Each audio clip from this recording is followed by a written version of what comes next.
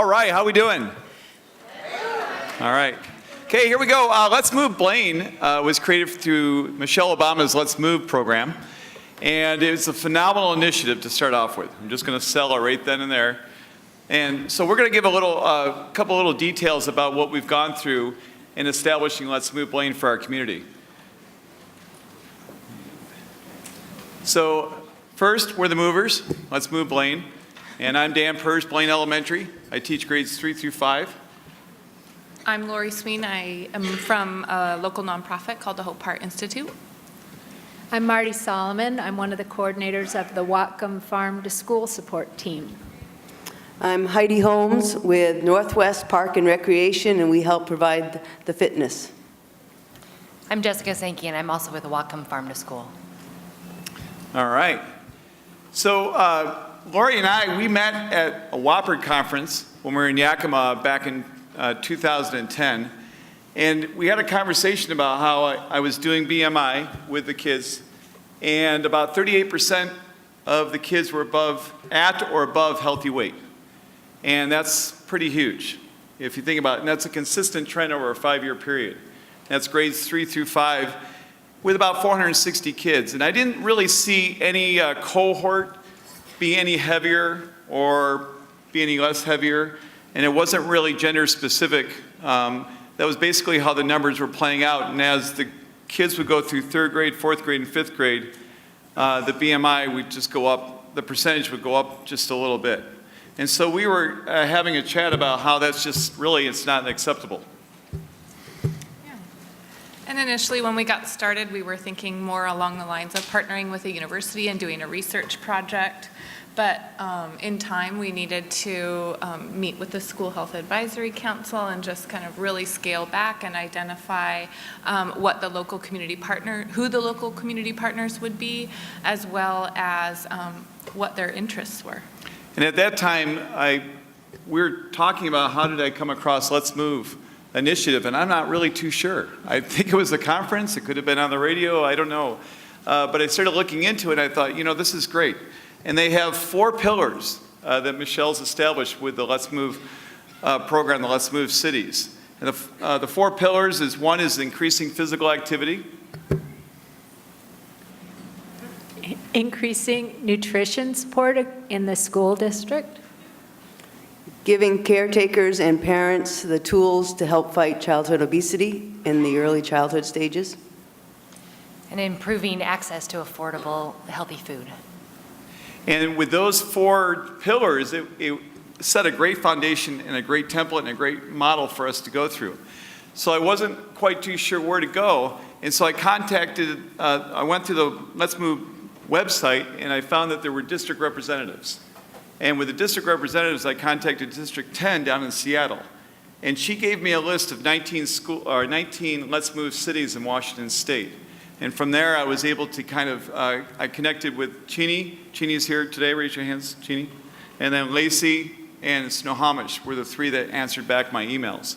So I was able to kind of get some formats and template, and we came up with the idea of having going through a resolution with the city, having the city come up with a resolution. There we go. And so we approached the city. I talked to the mayor ahead of time. We actually formed a little study group of partners, potential partners to work with. The superintendent, we had the Blaine Chamber of Commerce. We had some members from the community. We had some city representatives. Lori came up. We also had the newspaper stop in, and we had a chat like, is this something that's doable? And so we presented to our city council, and it was unanimous that they made Blaine a Let's Move city. So then what do we do from there? So as you can see here, this is a little of the Blaine community. Anybody ever been up to Blaine? Anybody not know where Blaine is? It's very corner. It's right on the Canadian border. I-5, just head on up. Okay, Peace you'll Arch. miss us. Peace Arch City. We are the Borderites. We are the mighty Borderites. Whatever that means. I've only been there since 1990, so I haven't figured it out yet. Okay. I don't have a clicker. It's right. No, it doesn't work with that. Oh. So the Northern Light was instrumental. So one of our action steps was getting the word out. Heidi over here, if you want to talk a little about the website that you created. We created a website to inform our community and public about what the Let's Move Blaine Coalition is all about. And we keep it up with activities that are going on currently. We have a calendar. We put the news on it that our local newspaper reports, and just keep everybody informed of where we're at. And we also have the minutes on there. So if you go to letsmoveblaine.org, and it doesn't matter whether you do com or Heidi was savvy enough to buy all 3 domains so that other entities don't buy the other domains and get sidetracked. And so from there, we were able, if you go back a little, Sarah, those are all the different articles that the Blaine or the Northern Light has done for us. All the different titles. And that represents about 80 of the different articles that have come out over the 2 years. And that's a great way to get the word out. It's a great way to try to get people into your program. It's a great way to show people that you're actually doing something. So that when you start going for the bigger money, the bigger fish, if you want to, so to speak, then it's a great way to show what you've already done and that there is some investment. We really wanted to focus on being sustainable. That it wasn't just, we're going to be here for a year and that's it. Especially if, by chance, President Obama wasn't reelected, well then what then? We would still have the movement because the pillars are a phenomenal foundation to go by. I really appreciate what they've established there. And I can't read those. My eyes are going. I'll jump in a little bit. There you go. And just Go add ahead. some context. After the city passed a resolution to make Blaine a Let's Move city, then we went kind of through this strategic process of defining what our mission and vision was, and then ultimately, some direction, some kind of programs or projects that we that would be really heartfelt. So we broke those into some school-based projects and some community-based projects. Everything we do kind of feeds through the elementary school, but some of those projects include a walking loop. We have some representation on the coalition from the city. It also includes we started with some family nights. The Whatcom Community Foundation was a great resource in providing some funds for these, and we're learning. Things start slowly, right? So don't despise small beginnings. But we're learning that families, like half of all families that attend these, want to either improve their eating habits or increase their family's physical activity time. 1 in 3 is interested in visiting farmers markets with more frequency or pursuing a CSA share. Up in Whatcom County, there's a great green belt. They have a lot of wonderful, delicious, nutritious local produce. So we really saw these events as a way to spark families' interests in healthy eating and active living. And then we've also tried to, through some other projects, we have another grant that's working on a Farmer First Fund where school district employees can access dollars to prepay for their CSA share, and they can have an employee deduction so that it goes back into that fund and is sustainable for many employees to try over a number of years. And along with that is a Grow for It enrichment program where this year students are through like Hope Heart, 4-H, and Common Threads Farm, they're learning how healthy food, like basic heart function and basic A&P, like what is the structure of their kind of cardiovascular system and how does it function, how healthy foods support that function, and then how foods kind of grow and come to market. So there's this entrepreneurial piece that Common Threads Farm is working with them on around like weighing and measuring, exchanging money, promoting your market. So they'll do a mini market the last couple weeks of school and then also facilitate a produce stand at Blaine's Gardeners Market. So many plurals there. So just a lot of things in our projects that really kind of concentrate on healthy eating, active living, as well as targeting something for families, for parents, for students, and for staff. Our first healthy night, we've had 3 so far, the Healthy Body, Healthy Mind nights. Started with a $500 grant from the Whatcom Community Foundation. And it was a phenomenal event. We had 201 people show up, which represented, 67 families? Marty was there. Marty started coming on our coalition out of Bellingham with the Farm to Schools program and has been instrumental in the resource of providing some firsthand knowledge of how schools would accept or go through the process of receiving CSA. She was showing us a model that they use down in Bellingham. And so one of the first pitfalls we came across is that we really wanted to bring CSA shares into the classroom. So instead of kids having their own snacks of whatever they brought from home, they would actually participate in buying a CSA share. But we came across the problem of the health department saying, well, you've got to have a sink. And then our school district said, well, then you've got to pay for the employees because then it's a breach of union contract. And so we had to go away from that, but we were still interested in the CSA farms. And Marty, you want to talk a little about what your contribution has been on the coalition? Well, we've done some support in helping the Blaine district and the city to institute an employee CSA program, which also we hope will be available to families over time, where the shares can be delivered right to the school, make it really convenient for families. We've also tried to bring local food into those Healthy Bodies, Healthy Minds events that are held after school, so every family gets a chance to really work with in terms of preparing and eating food that's grown locally and taste the difference there. And those 201 people that showed up, it was really cool to see the various socioeconomic levels that were represented. I know all the kids, I know pretty much the parents, and it was really neat to see the vast array of people coming in to get a free dinner, which is always a draw for getting people in. It's farm fresh, it's from the local, it's grown locally, it's organic. Our first time was the rice teriyaki chicken bowl.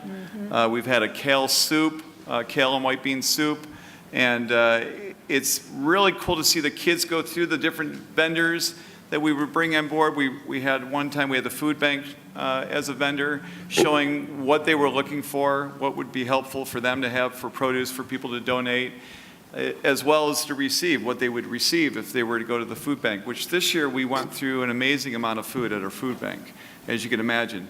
But the surveys, like Lori was just talking about, we would do surveys as an outcome, so for them to leave with a little nice gift bag that the Hope would provide, they would have to do a survey. And it was phenomenal, the reactions of the survey, is that people want to eat really well.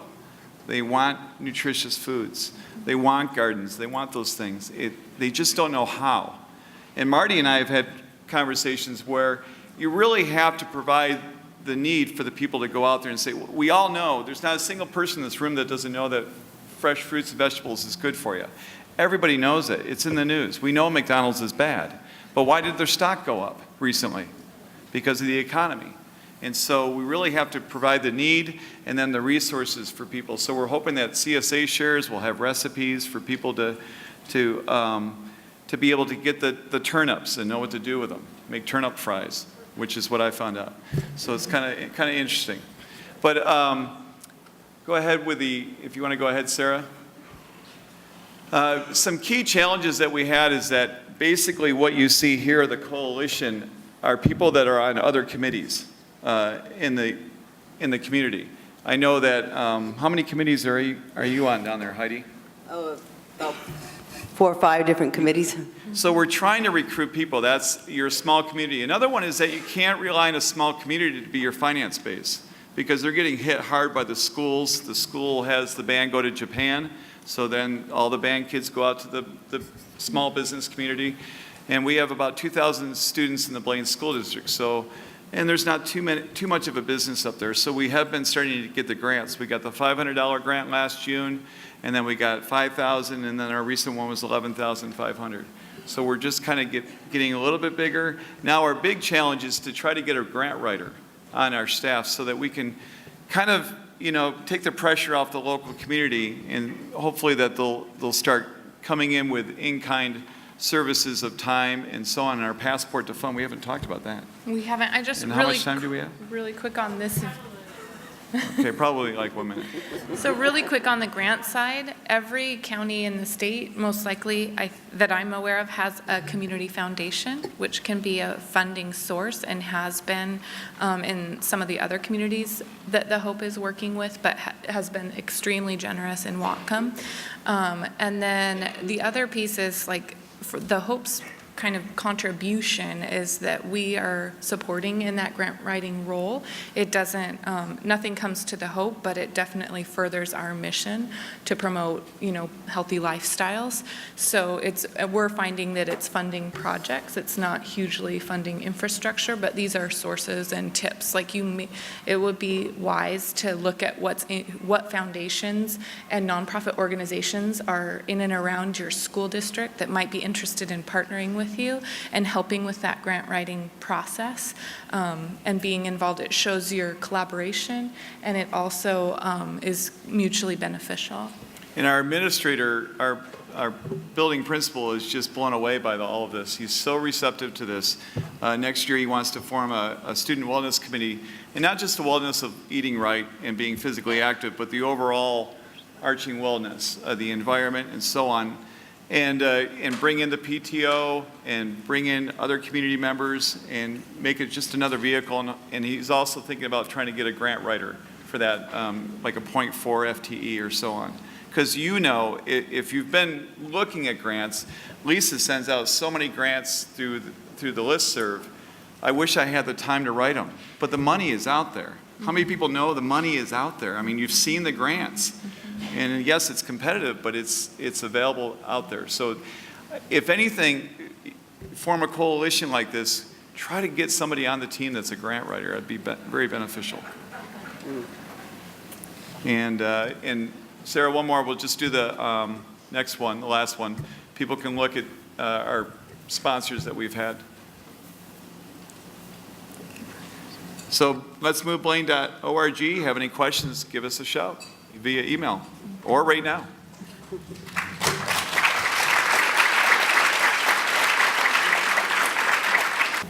So you went to the city council and they accepted your work. What was the community's response and how did that happen over time? What did it take to get the community engaged and how were they engaged over time?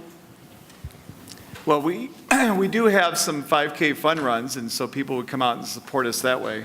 Heidi made the holiday lights 1 mile dash for the families. There were a couple photos there, and I do a run to the border.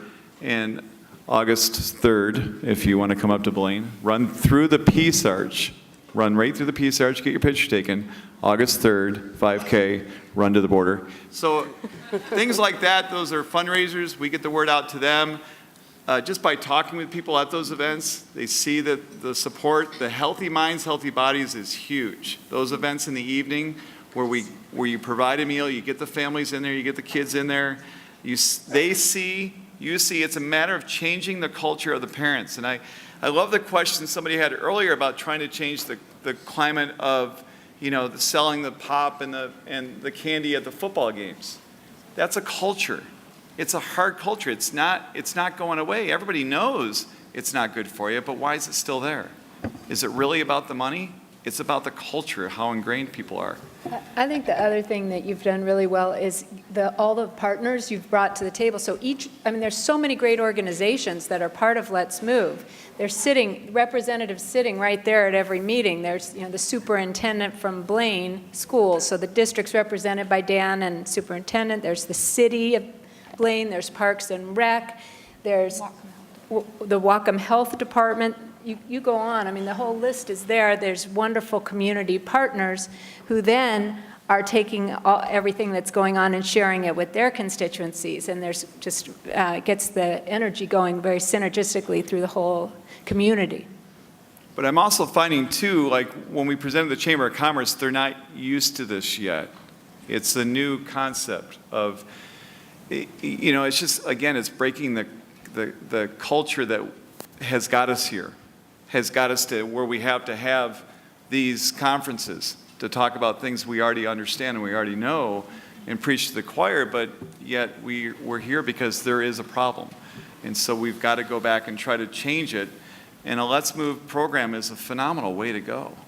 I would highly Yeah. encourage it. It gave us a scaffold to kind of plug our ideas into, so we didn't have to like generate that from scratch. And then I would also say that it's, awareness is growing in the community little by little. It takes time, obviously. And I do want to say, like, one time, like, a vice of ours has, to be candid, has been, like, being very kind of project and program focused, that, like, even though the Northern Light, the local paper has featured a number of articles, like, we could do a better job of recruiting and, inviting people to join the movement. So just, like, being mindful of that, too. Like, we need to increase our size. We have great representation. We have a lot of cross-sector representation, but we need to add parents, we need to add seniors, we need to add teens, and all these things are part of our learning curve too. But it's exciting. It's very exciting. Okay, thank you, Blaine.